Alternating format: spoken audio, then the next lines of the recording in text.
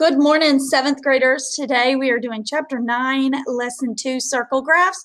Super easy. I'm going to do a screen recording and then I'm going to do some of the work on here. Make sure you have scratch paper because you're going to need it.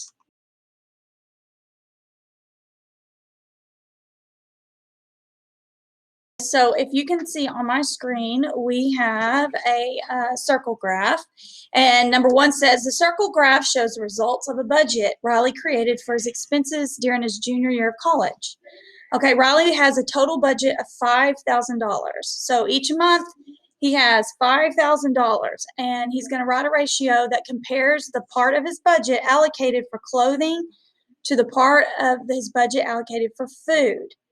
Express this ratio as a fraction, decimal, percent, and then we're going to interpret the ratio's meaning. Okay, so here's Riley's budget. He has $5,000 to do housing, to pay for his house, food, clothing, and then entertainment. All right, but it wants us to do a ratio that compares the budget for clothing to the budget for food. So clothing to food. And y'all know how I am about labels. Okay, so he has 15% for clothing and 20% for food. 5 over 0, that can be reduced by 5, and it would be 15 divided by 5 is 3, and 20 divided by 5 is 4.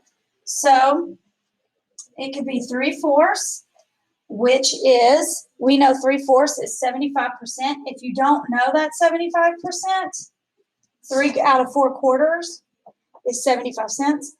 Or you could do 3/4, and you can set up a proportion, 100%.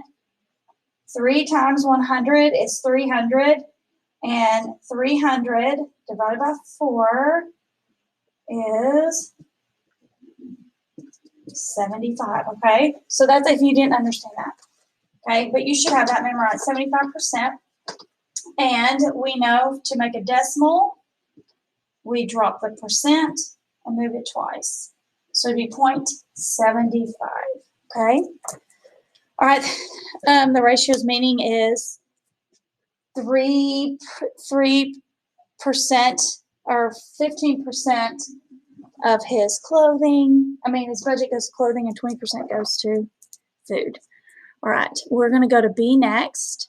It says Riley has a total budget. Let me erase this. He has a total budget of $5,000.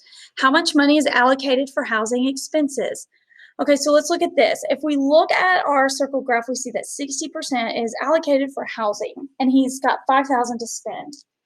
So 60% of the $5,000 is for his housing. All right, so what we're going to do is we're going to multiply 60%, but first by the 5,000. We got to turn this to a decimal because you can't multiply percent by money. So I have 0.60 times the 5,000. And if you forgot how to turn a fraction to, a percent to a decimal, if you look at resources in Google Classroom, you'll see that it's on there. So we got 0, 0, 0, 0, 30, and I have 2 places. And I can see that $3,000 is allocated for housing. Okay, so let me erase this, and we got one more, and then we're going to be done. Okay, if Riley's parents gave him an additional $1,000 and Riley leaves his allocation amounts the same, so it's still going to be 60, 20, 15, and 5, then how much more money, that means we're going to be subtracting something, how much more money will he have to spend on food than before? So he had $5,000.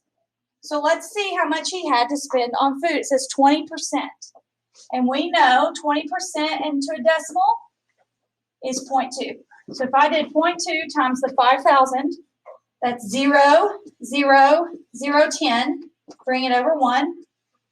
That's $1,000 for food. Okay, now, if his parents gave him $1,000 more, we make that $6,000 a month.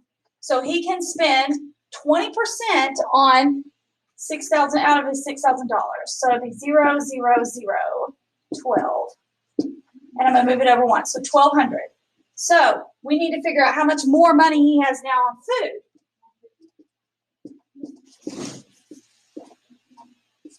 He has $200 more now that he can spend on food. Hopefully you guys understood everything. If you have a question, raise your hand. There's some more examples here if you want to pause and try to do them, and then we can discuss if you got them right or not. Just raise your hand.